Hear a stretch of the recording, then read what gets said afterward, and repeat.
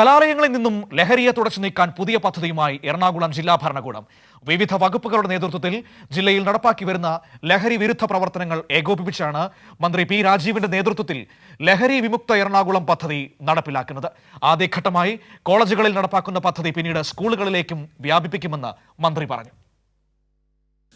Medical engineering, nursing കോളേജുകൾ തുടങ്ങി സർക്കാർ എയ്ഡഡ് സ്വകാര്യ മേഖലയിലെ മുഴുവൻ കലാലയങ്ങളെയും ഉൾപ്പെടുത്തിയാണ് പദ്ധതി നടപ്പാക്കുന്നത്.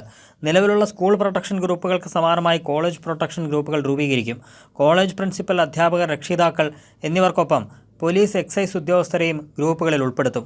ഓഗസ്റ്റ് 1 മുതൽ 15 വരെ ജില്ലയിലെ വിവിധ കോളേജുകളിൽ ലഹരി വിമുക്ത ക്യാമ്പസ് എന്ന പേരിൽ വിവിധ പരിപാടികൾ സംഘടിപ്പിക്കും. ലഹരി ഉപയോഗിക്കുന്ന കുട്ടികളെ കുറ്റവാളികളായി കാണാതെ ഇരകളായി പരിഗണിച്ച് ആവശ്യമായ ചികിത്സയും കൗൺസിലിംഗും നൽകി അവരെ ജീവിതത്തിലേക്ക് തിരികെ കൊണ്ടുവരാനുള്ള ശ്രമങ്ങളും പദ്ധതിയുടെ ഭാഗമായി നടപ്പാക്കുമെന്നും മന്ത്രി പി രാജീവ് വാർത്താസമ്മേളനത്തിൽ പറഞ്ഞു. ലഹരി ഉപയോഗിക്കുന്ന കുട്ടികളെ അവരെ കണ്ടെത്തിയാൽ അവർ കുറ്റവാളികൾ എന്ന രൂപത്തിലല്ല അവരാദ്യം സമീപിക്കേണ്ടത്. ഈ ലഹരി മാഫിയയുടെ ഇരകളായി മാറിയിട്ടുള്ള ആളുകൾ എന്ന നിലയിൽ അവരെ സമീപിക്കാനും അവരെ വിശ്വാസപൂർവം സംരക്ഷിക്കാനും കൗൺസിലിങ്ങിലൂടെ ശരിയായ ജീവിതത്തിലേക്ക് തിരിച്ചു കൊണ്ടുവരാനും നമുക്ക് കഴിയേണ്ടതുണ്ട്.